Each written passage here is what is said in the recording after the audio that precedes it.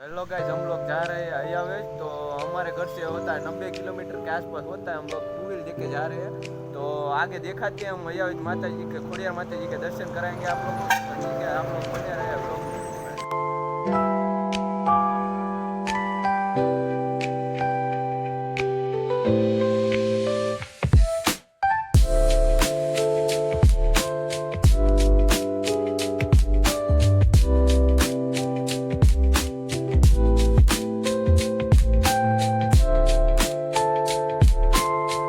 पहुंच चुके हैं अभी तड़ाजा हाईवे पर, और अभी आगे जाएंगे, हम दिखाएंगे हम।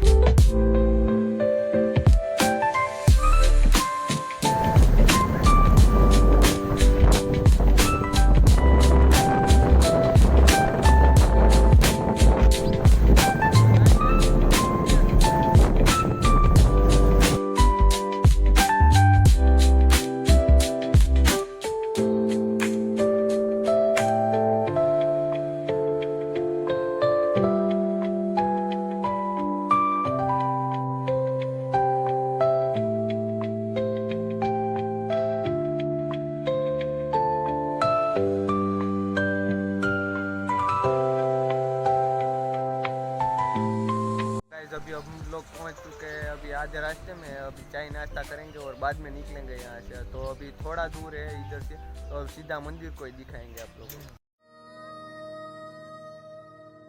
तो गाइस, हम लोग पहुंच चुके हैं अयावेज खोड़ियार माता जी का मंदिर। तो अभी मैं आप लोगों को दर्शन कराऊंगा अंदर के, ठीक है। तो आज